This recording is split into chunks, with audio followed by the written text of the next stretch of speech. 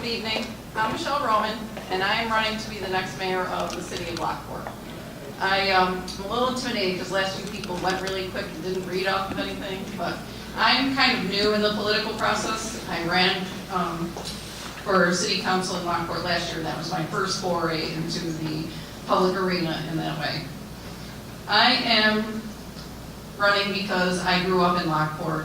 I was born and raised in Lockport with my 8 brothers and sisters, and my parents taught us to work hard every day and to respect our hometown of Lockport. My sons asked me to run. They're 21 and 27 years old. We love Lockport, and they want to see positive change, and they want to see Lockport thrive. When I ran for city council last year, I ran on environmental issues, as well as opening up the government to the citizens of the city. I heard the concerns of the people of Lockport when I was going door to door. I knocked on every door 4 and 5 times personally in my ward and heard what they were concerned about. My campaign positively impacted decisions like the city gaining the Tree City USA designation, which not only helps with getting funding, a fast track to funding, but also forces the city to have a plan and how to take care of the trees so we can have a healthy tree environment throughout the city. So we have a really big tree issue, and people from other areas say, that seems like your main concern. And I have to tell you that running as a citywide campaign, trees are still a major concern. And everybody knows that they provide a lot of positive things for every community, whether it's a rural community or an urban community, and they're necessary for the vitality of our community.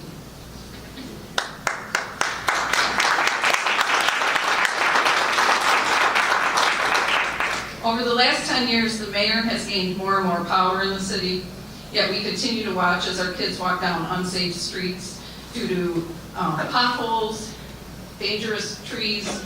They literally are falling down onto the sidewalks when the kids are walking to school if it's any kind of wind.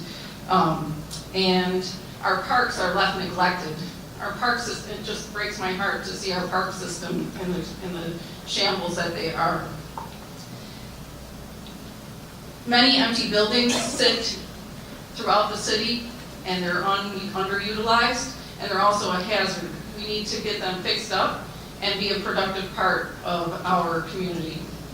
Not only to improve our tax base, but to also increase jobs. The decision-making process has become radically centralized or top-down, and little thought is given to the professional opinions of the heads of the city departments. Those that live in our neighborhoods are forced to live through decisions being made for them, with little opportunity for input. These are the people that make our city work. They have experience in living in the city, they pay their taxes, and they know what it takes to get the job done. I know that we need to work collaboratively with the city department heads, the workers, community organizations, in order to see the full great potential of Lockport. Lockport has a wonderful opportunity to be a green energy leader. We have within our city limits high potential for not only solar, but wind energy and hydro energy. We were one of the leading people with hydro energy using the canal for many of the industries that were in Lockport, and they've abandoned that, and I think it's time to go back to that and investigate that stuff and get our community members involved in that process. I am proposing a commitment to true community empowerment. We need to assess who is at the table and ensure that all stakeholders and participants have a voice in the decision-making and are empowered to do something. We need to decentralize the system, increase citizen engagement in decision-making, foster public ownership and public benefits from programs that impact our entire community. We need to establish a democracy in which the residents are the innovators, planners, and decision-makers. Sorry, nervous. And how to use and create energy that is local and renewable. We need energy resources that benefit us economically. Energy conservation and renewable energy strategies need to be done in conjunction with an awareness of the spectrum of energy use and truly be a conduit for community empowerment and self-determination.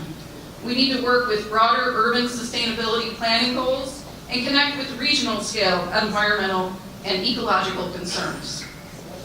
We must recognize the marginalized communities and emphasize access and affordability of energy services.